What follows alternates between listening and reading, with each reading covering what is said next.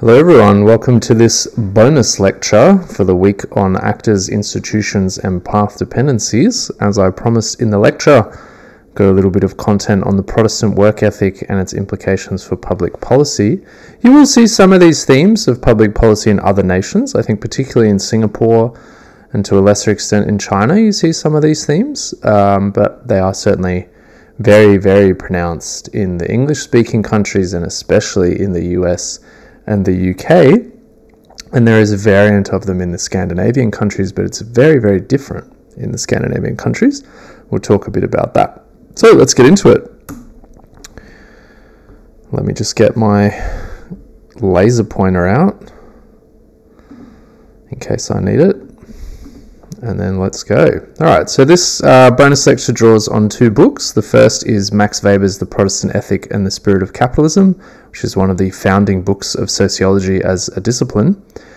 This reminds me of my favorite quote from Max Weber, where someone asked him, what field do you belong to, Professor Weber? And he said, I am not a donkey, I don't have a field. Preach. And the second book, much more recently, is this one, Hijacked, How Neoliberalism Turned the Work Ethic Against Workers and How Workers Can Take It Back by Elizabeth Anderson, which I recently reviewed for Economic Record, the journal of the Australian Economic Society. Elizabeth Anderson is probably the most prominent, most renowned philosopher of economics in the world at the moment. She's at the University of Michigan. I think this book is very, very good, but maybe a bit niche for an undergrad.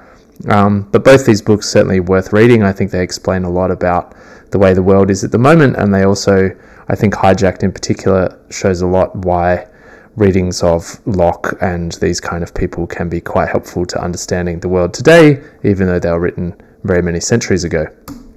All right, let's give a little bit of history on Protestantism and the Protestant work ethic. So Protestantism under Luther, whose picture I've got there, Martin Luther, rose in opposition to mendicant monks and extravagant priests. So mendicant monks are monks who live off donations from the masses. In Buddhist nations, often the mendicant monks are really very ascetic, so they live off very little, and begging is something that you do in order to not be dependent on the world, as it were. You're really trying to go away from the world and turn towards the heavens, turn towards nirvana, whatever it might be. But in the 16th century, a lot of monasteries that were supposedly mendicant would actually live really quite well off the donations of the peasantry. Certainly they would live better than the peasants, and they were not working. They were just reading books and chatting all the time. And a lot of the priests were quite extravagant under late Catholicism. There was a lot of grievances among the Protestants about priests selling redemption, which they struck Martin Luther especially as very, very not Christian. And then, of course, there is also an undercurrent of opposition to idle aristocrats who just tithe the hardworking, honest peasants and then live off those donations and don't really seem to contribute to the world in any useful way.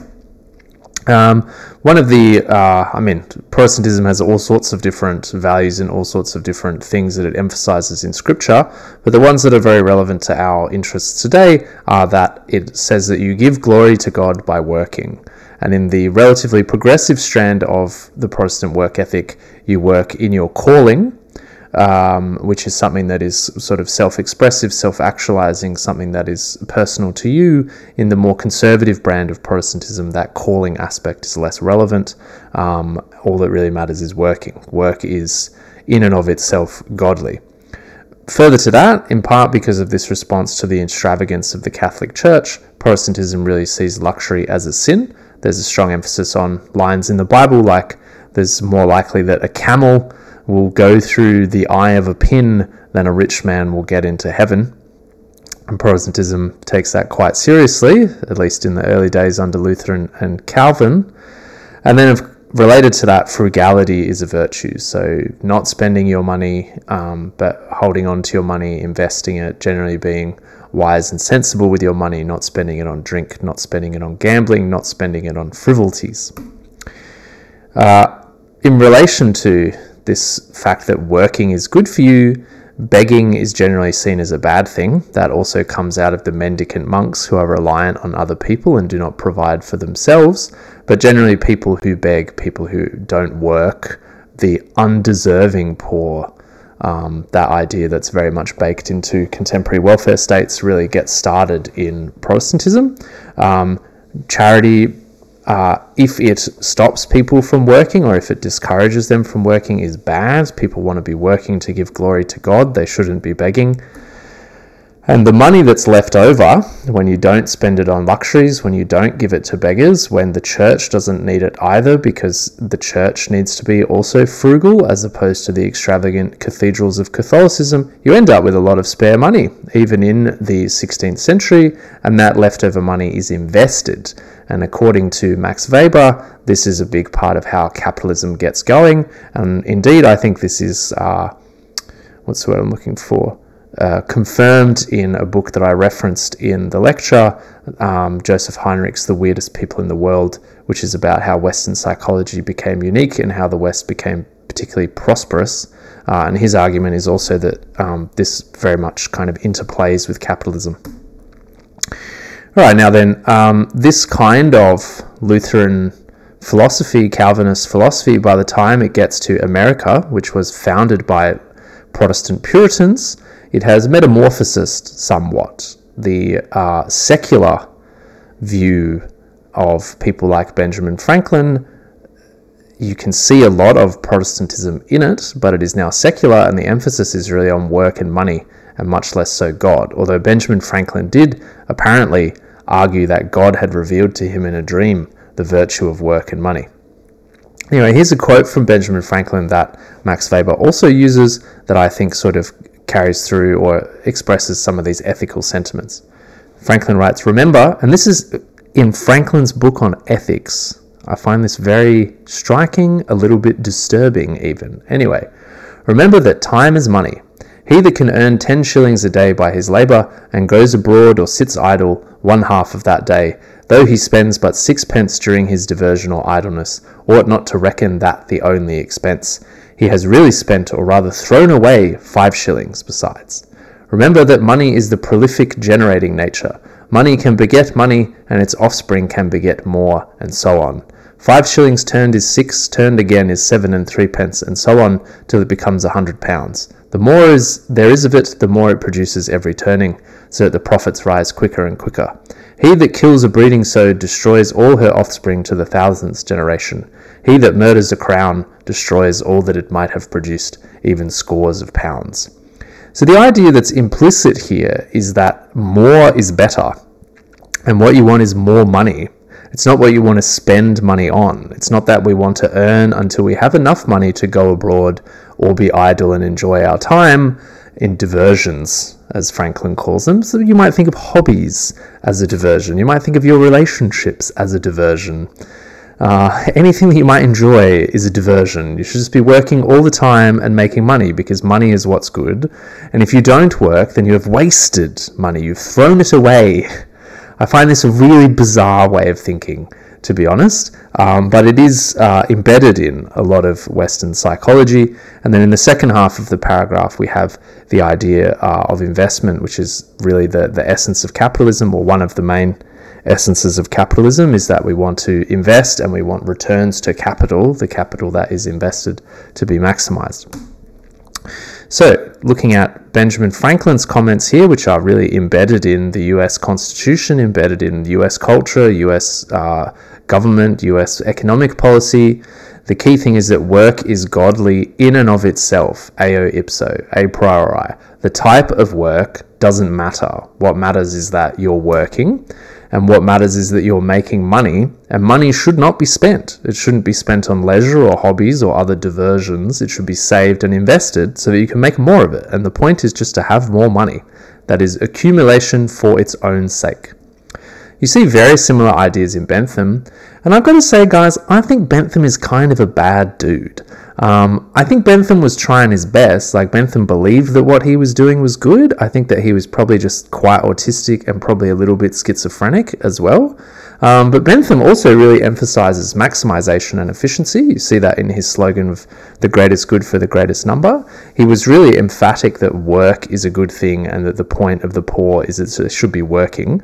And Bentham's advocacy for his panopticon workhouses, which sound absolutely horrific to me, and I don't think that the fact that he was writing in the 17th century or whatever really excuses the fact that panopticons are basically about imprisoning people and forcing them to work, not for their own benefit, mind you, just forcing them to work because work is good for its own sake. These kind of ideas are very inherent in Bentham's work, and he makes no apologies for the extent of the draconianness of these ideas. Thrift, which is that you're saving money, you're not spending it, and accumulation for its own sake. These are ideas that are all in Bentham, and even to this day, I see a lot of sort of aristocratic people who believe themselves progressive to be advocating for Benthamite types of ideas. And I don't think that they're anywhere near as progressive as a lot of those people think that they are. But anyway, here's our boy Bentham on the side here. So what are the policy implications of this way of thinking about the world? Well, the first one is that welfare payments and poor laws and anything that is to help the poor should help you get back to work. That's the point. It's not really to help you, I don't know, self-actualize, to help you get your life together. Getting your life together means getting back to work. And it doesn't matter what kind of work it is. That's why the sort of work that the poor were made to do in workhouses was such drudgery. If welfare payments of any sort encourage idleness, that's bad. So we really want to make sure that our welfare payments do not have work disincentives. That's the technical name for these things in contemporary economic thinking, and contemporary economic modelling of welfare payments is massively implicated in with the Protestant work ethic. That's my review of Elizabeth Anderson's book is basically making that claim at length. The purpose of society in this way of secular Protestant thinking about the good is to feed the economy. What's good is growth, and growth for its own sake. We should just get a lot of stuff and then reinvest it so we have even more stuff. Do we ever spend the stuff? No, we just keep growing it. We want a bigger and bigger and bigger pie. There's an implicit Christian view of the earth, in this case, as given to humans for exploitation, as distinct from indigenous views that I will talk about a bit later. Of course, we should strive for efficiency, and efficiency is a relatively uncontroversial value, but if what you mean by efficiency is putting your resources to use such that you can produce as much as possible, and not for the benefit of humans, but rather humans being productive is beneficial in and of itself, then I think efficiency gets you into some very dicey places. And then if we look at issues today, like kind of policy implications, not from Bentham's era, but rather today, you start to see the kind of policies that come out of this ideology. And I think one of the best examples is the earned income tax credit. So this is the principal American approach to unemployment benefits. A lot of American economists think the earned income tax credit is absolute genius. They think it's the greatest thing ever, and I think it's a horror show. Or at least I think it's efficient in a way that economists would care about, but not humanitarians would care about.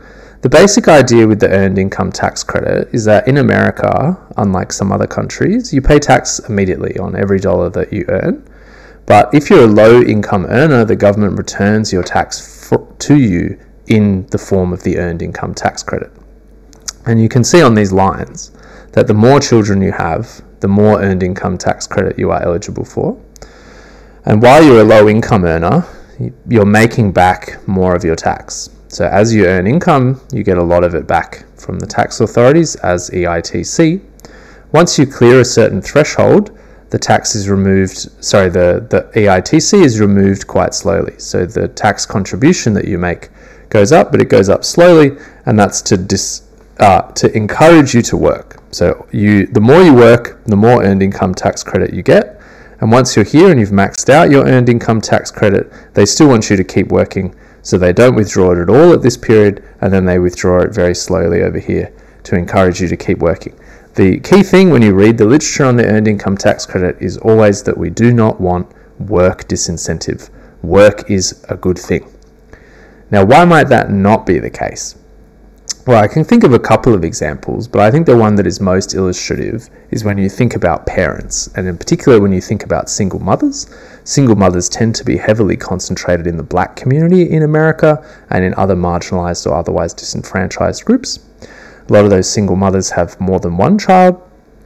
Think about how much such a mother would need to be working in order to make enough money to qualify for the earned income tax credit.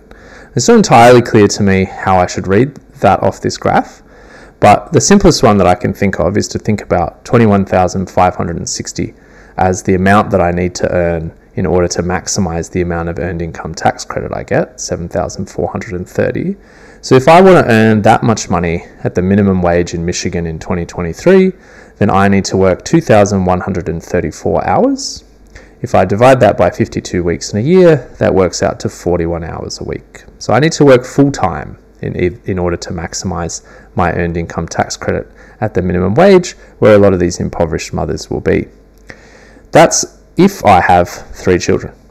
So if I have 3 children, I need to work 40 hours a week in order to get the full benefit, and then I still won't have all that much money. I mean, I'll be raising those 3 children on $35,000 a year, on about £17,000 a year. Not a whole lot, not a whole lot. And I don't have any time left for childcare. So unsurprisingly, the children in these households tend to have depressed education, tend to have very poor soft skills like being able to sit quietly, being able to socialize effectively with other children. They're often raised by the television. There's no one around to read to them growing up, all this sort of thing. And then the US comes up with all these complex interventions where they're like, oh, we need early childhood interventions, or we need all these special forms of childcare. No, you don't. You just need to give the mothers more money so they can take care of their kids. Now, you might think that it's a good idea to have these mothers role model working to their children, that you need to be self-sufficient, that you can't be a parasite off the state.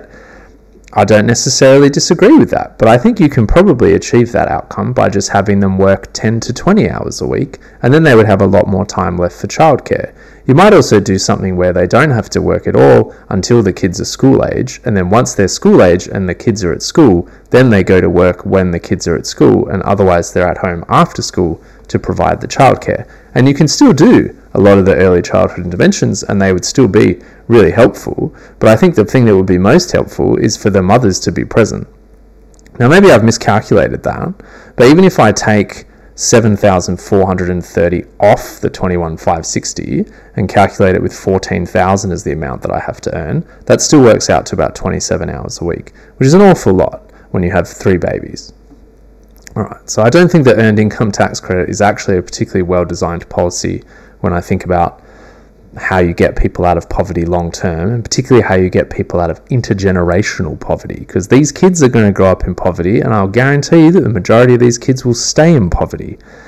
The good thing as far as the Protestant capitalists are concerned is that now these kids are very precarious. They're not good enough to earn a high wage, and you can exploit them very effectively. Another aspect of this kind of way of thinking about optimal welfare policy is that welfare policy is always built around workfare, which is the idea that you can only receive unemployment benefits if you are at least looking for work. In the UK, I believe this idea was introduced by Richard Layard, and Richard Layard is a hardcore Benthamite, one of those progressive Benthamites that I mentioned earlier.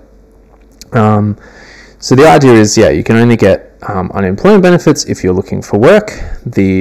What this results in is that people in job centres are pushed into whatever job is available, similarly to Bentham's workhouses. It doesn't really matter the quality of the job. It doesn't need to be a dignified job. It doesn't need to be a job that allows you self-expression or anything of that sort. A job is a job is a job. Work is good. Doesn't matter what sort of work it is. So even if you're, shoveling shit or whatever it might be, completely dead-end job, no prospects of going anywhere, no prospects of getting a higher wage over time, nothing like that, doesn't matter, just got to get them into work. It's not about finding a job that fits people in terms of their skills, what they're motivated to do, what they might aspire to be. The problem with this kind of approach, just pushing people into whatever work is available, is that it leads to less secure employment because people tend to leave those jobs. They have much lower wages in those jobs because they're not matched to the kind of skills people have or the kind of motivation people have to persist with something, and in those kind of circumstances they would develop skills. And what this ultimately results in is that, ironically, people become more dependent on the state in the long term because they have no wages and no retirement savings, and thus later in life they're really dependent on the state for healthcare and for pensions. Even worse case scenario, they resort to crime rather than getting one of these shit jobs, and then they end up in the prison system, which is vastly more expensive than just helping someone to get a job that they actually want to stick with. I should say here as well that it's not the case that shoveling shit, for example, or cleaning toilets or whatever it might be, working as a delivery driver, is necessarily a terrible job. That's not what I'm saying. Of course we have to do all sorts of jobs like this, but then society needs to work hard to make these jobs respectable. Under the progressive version of the Protestant work ethic, that's what happens. There is a great deal of celebration of work. Under the conservative variant, it's rather the case that you don't celebrate people for having jobs, you spit on them for being unemployed. So you use stigma and marginalization as a motivational tool rather than celebration and encouragement.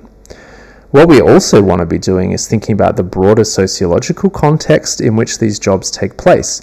So if you are cleaning the toilets for an institution that you care about and that cares about you, you're much more likely to take some pride in that work. If the other staff come in, see you cleaning and say, "Hi, well, great to see you," they know you. If there's a way to get promoted out of being a janitor into having some slightly more sophisticated job in that workplace, then you're more likely to try hard and try to get ahead. All these sorts of things, where things are collectivized, where things are dignified, where things have symbolic value, are likely to make these kind of dull, drudgery jobs more significant to people and things that people can persist with. But we don't really treat these jobs that way. They are stigmatized just as much as unemployment. All right, then let's look at the other, I think, big policy implication of the Protestant work ethic, which is this idea that growth is good for its own sake, accumulation is good for its own sake, and that we just want more because the earth is given to humanity to exploit. And the obvious outcome of that is overexploitation of the natural environment and unsustainable explosions in human consumption. So here I've got some graphics from the donut economics world, where we're looking at the kind of things that we might want to achieve as a society, things like life satisfaction, life expectancy, nutrition, sanitation, reductions in poverty, access to energy, the sorts of things that are embedded in the Millennium Development Goals. And then we look at the kind of environmental exploitation that is taking place in order to try to achieve these ends that we are trying to achieve. And it seems that in many cases we are overloading the world with phosphorus and nitrogen, our ecological footprints are growing, our material footprints are growing, our carbon emissions are growing, and so on and so forth. And generally speaking, all of these things are getting worse, and it doesn't seem to be the case that we are necessarily improving a lot of these social outcomes in many cases. Certainly we are not improving them in an equitable way, because a lot of the benefits of this growth are captured by people who already have a lot. One thing that I mentioned briefly is that Protestantism has gone through various evolutions, particularly in America, and one of the most, I think, scripturally bizarre manifestations of this is the prosperity gospel in America, where being rich is a sign that God favors you and that you are predestined to heaven. And so in quite a sharp contrast to the Lutheran prohibition on luxury, a lot of the American prosperity preachers have these enormous mansions, private jets, and all the rest of it. And so in what's happened in America and in other places where these kind of prosperity gospels are very prominent is that religion has been turned to the service of capitalism rather than capitalism being turned to the service of religion, or indeed to the service of people. All right. So I want to talk a little bit now about Anderson's book. So Anderson's book, this Protestant work ethic book, really claims that there are two strands of thought in the Protestant work ethic and two strands around the political economic implications of these Protestant work ethic ideas. There's the conservative strand, which really comes out of Calvin, and there's the progressive strand, which comes out of Luther. The progressive strand goes through sort of Locke, John Stuart Mill, Adam Smith, all the way through to Karl Marx, really, and then to the social democratic welfare states. The conservative variant goes through Calvin, Bentham, Priestley, Burke, A lot of these people are big names in conservative political philosophy, just as the progressive variant is big names in progressive political philosophy, and they result in the neoliberal states of the 1980s until very recently. So let's have a look at some of the core ideas of these two variants. So in the conservative variant, you have the idea that workers owe their employers endless toil and unquestioning obedience, that employers have the exclusive rights to govern their employees and organize work with the overriding goal of maximizing profit. I think these arguments are clearest in Priestley, who really seems to be an apologist for aristocratic exploitation, but you also see these arguments very clearly in the writings of people like Milton Friedman, much more recent economist. The state should recognize and entrench the authority of executives to treat labor as a commodity, and it should also, in order to make workers more subservient to the capitalists, minimize subsistence through anything but work. So minimize the public provision of goods, the cooperative and collective provision of goods, minimize pro-labor laws and unionization, so the organization of workers together to press for greater benefits, and minimize social insurance that is not conditional on work. Poverty in the conservative strand is seen as a personal failure, certainly not as the function of structural factors that are designed to make workers more precarious so they have less bargaining power and can be more easily exploited. And the conservative variant really emphasizes this idea of accumulation for its own sake.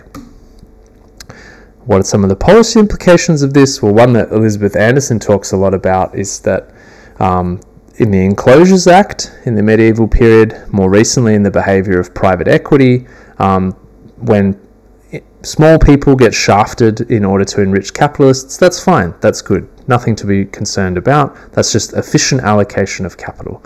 I've got a picture of Milton Friedman here because he's the lord of the efficient allocation of capital. Friedman was a very good economist, don't get me wrong. He had a lot of seminal contributions to the discipline, but he was also very much an ideological and political actor, and I think we want to distinguish those two things. Milton Friedman very famously promoted the idea that the only moral responsibility of firms is profit maximization. They don't need to worry about workers. They don't need to worry about the social value of what they do. They don't need to worry about whether they're exploiting animals or the environment or whatever it might be. All they need to do is worry about profit maximization, even if they're really skirting the edge of the law, if not even crossing it. The point of the poor is to work, and if they won't work, then they must be made to, through welfare systems that punish you for being unemployed. And one of the clearest examples of that in the US is the extent of prison labor and the extent to which that prison labor is completely unpaid, which really does seem to me like a secular return to slavery.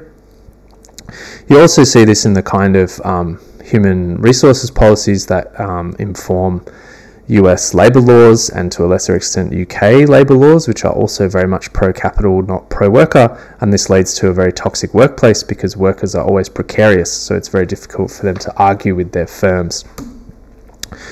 I think more broadly, and coming back to this sort of donut economics idea, the state under this way of thinking about things serves capitalism rather than capitalism being a tool of the state. The progressive variant then, according to Elizabeth Anderson at least, the sort of core idea in it is that work is a way for people to find emancipation and self-expression and self-determination. So you particularly see this in Karl Marx and the way Marx talks about artisans, so the people who were dispossessed by factories essentially, that those people were able to provide for themselves by developing a skill and being able to take pride in that work. Similarly, the Irish potato farmers were happy to subsist off their backyard potato patches, and that really pissed off the English landowners who really took advantage of the Irish potato famine to push those smallholders off their tiny plots where they could no longer grow potatoes because they were plagued, and instead to work in factories. In order for work to have this emancipatory and self-expressive quality, work must be made dignified, meaningful, and collective, as I described before. It has to be something that we celebrate. It has to be something that we try very hard to make dignified. So we have occupational health and safety laws. We give people uniforms that seem nice. We celebrate all the workers in our organizations in whatever capacity they do. Everyone feels part of a collective effort. Labour rights, like unionisation and democratic self-government, allow workers to retain more of the fruits of their labour against idle aristocrats, mendicant monks, and other parasites. And the point of work is to facilitate virtuous conduct, not accumulation. Yeah? Poverty is something that we shouldn't be stigmatizing so that we can press gang poor people into crap jobs. Poverty is instead something we need to heal through mental health treatment and all the rest of it, through community action first and foremost, so that citizens can then, having healed, get on a righteous path by finding a calling, something that they want to persist with, that they can then work hard at. It's not the case that the progressive variant doesn't worship work. Work is still very much a big part of it. It's just that you want people to be taken care of first so that work is a sustaining, dignified, self-expressive thing. The economy then serves people rather than people serving the economy. What are some of the policy implications of that? Well, I think the main one is something like the Danish flexicurity system. So Denmark is a Protestant nation historically, but it is much more influenced by the progressive variant of the work ethic, unlike the US and the UK, which is much more influenced by the conservative variant. So Danish flexicurity, which I had a bonus reading on and a bonus lecture on in the early parts of the course in the week on economics, basically emphasizes that, well, there's a bunch of things I could talk about, but let's keep it focused on things that I've already been talking about. So you don't have to look for work to be eligible for unemployment benefits. You can also be in training or looking for training, and you still be eligible. In any case, you have what's called unemployment insurance. So you pay a small extra tax while you're employed. It's about 1.5%, if I remember correctly, although I haven't checked this in a while. 1.5% of your income is a special tax. When you're made unemployed, the state essentially pays replacement wages. So it pays the wage that you were earning before you were unemployed out of the tax that it's accrued from that unemployment insurance levy. There's a cap on that. So if you're making very large amounts of money and you become unemployed, the state won't pay out that much money, but it will pay out up to a very solid middle class salary. And the point of that is that you can keep paying your mortgages, you can keep paying your kids' school bills, whatever it might be. You've got 6 months to find a job before this payment drops down to much more of a subsistence level that is meant to encourage people back into work. And the key thing there is that because you have 6 months to find a job, you're much more likely to find a job that fits you, in particular a job that fits your skills, so you're going to get a high wage for it. You can find work that suits you in terms of not just your skills, but also your motivations, your aspirations, what you want to achieve in life.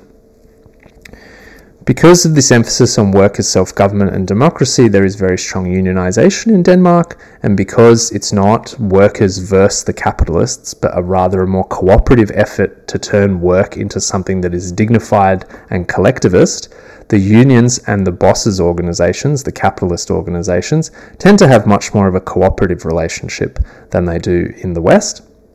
And they're also coordinated with educational endowers.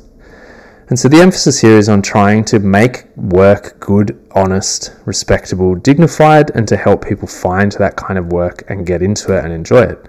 The welfare offices are not like job centres in the UK. They are much broader welfare offices that take care of welfare. So they help you with wraparound services. That might be mental health support, that might be debt relief, that might be childcare services, that might be helping you getting a social worker, all sorts of stuff, as well as money advice and employment advice. Yeah. Now, I think it's worth very briefly having one slide on alternate paradigms to the Protestant work ethic, because I think it's been around for so long in the West that it's very difficult for us to think in any other way. And I think one of the best summaries that I've come across of an alternate way of doing things, and not just a very articulate and thoughtful summary, but also a very beautiful and moving summary, is this book, Braiding Sweetgrass by Robin Wall-Kammerer, who is a professor of botany in the United States, I believe in Ohio, but anyway, somewhere in the Midwest, I think. And this book is a fusion of kind of scientific insights about botany and ecology, indigenous wisdom about how to live with the world, and then some just teachings of plants, which are also like remarkably sort of collectivist organisms. And some of the things that she talks about in there are gift economies, which I think are a double-edged sword. I don't want to say that gift economies are the best things ever, but the basic idea here is that often we don't engage in commercial transactions with people. We just give them things. And when we give them things, or when we are given something, we tend to be grateful for it. We tend to think that we should reciprocate. That builds relationships of altruism and reciprocity, but it also means that we don't take more than we need because we don't want to owe back to that person more than we took and more than we needed. So it creates much more of an attitude of gratitude and sufficientarianism. Let's have as much as we need and enjoy the things that we need. And we get well-being through the fulfillment of our basic needs. So through the fulfillment of nutrition, health, having enough to be entertained, and then we have a lot of spare time left over to invest in our relationships, invest in our hobbies. The point of work then becomes emancipation. The point of accumulation becomes to have enough to do the things with our time that we want to do, not just to make even more. One other thing that I think is worth mentioning is that in most indigenous cultures, you have a very animistic relationship with the environment. So rather than seeing the environment as an inanimate thing that we exploit for productive reasons, we instead see the environment as alive, as embedded with spirits. So the tree is a person. The tree has an identity. We can interact with the tree. So very famously, the groves in California, the redwood groves, the local indigenous American tribes saw the redwoods as similar to humans because they bled the same color. They bled red. And so the trees were perceived to be the ancestors of the tribe, and so they tended not to cut down trees for wood. They instead waited for the trees to naturally fall down through old age or lightning strikes or things like that, and they harvested wood from the dead trees. When the Americans turned up, when the Europeans turned up, they saw these giant trees full of timber, and they were like, holy shit, we can make so much money, cut them down! And they started to cut down almost all the redwoods until now there are barely any left, but you can still see a huge redwood grove, well, not a huge, a very small redwood grove outside San Francisco, and I think it's one of the most moving environmental things that I have had the privilege of experiencing. So if you're ever there, please do go check it out. Now you might think there's no way we can recover these sorts of indigenous practices, but one thing we might be able to do is move towards a solar punk future. This is a village. You can see the kind of main suburban part of it in the background and this more experimental part of it in the front in the Netherlands, which is perhaps the most cyberpunk society we have today. Solarpunk, sorry, not cyberpunk. Cyberpunk is the dark capitalist version of solarpunk. The emphasis is on local self-determination, government on a level comprehensible to its people, much more self-sufficiency, so farming is kind of built into a lot of the community, self-sufficiency in terms of local solar production, local water production. These are all heat pump based houses, so they recycle heat throughout all their systems. They're grey water integrated, so the sinks and the toilets and all this sort of stuff flush the water into the plants, which then recycle it. You can see that a lot of the roofs and things like that are also lined with plants that provide natural insulation, natural heat regulation. So technology here is allowing us to become more integrated with the environment rather than separating us from the environment. And because this is everything is taken care of locally, we again have much more time to invest in relationships and hobbies because we are not commuting all the time. All right, that wraps us up for this little bonus lecture. I hope it was interesting. I hope it illustrates to you how path dependencies in things like cultural institutions of Protestantism and religion can lead to then political economic views around capitalism and on from there into specific policies like workfare. See you next time.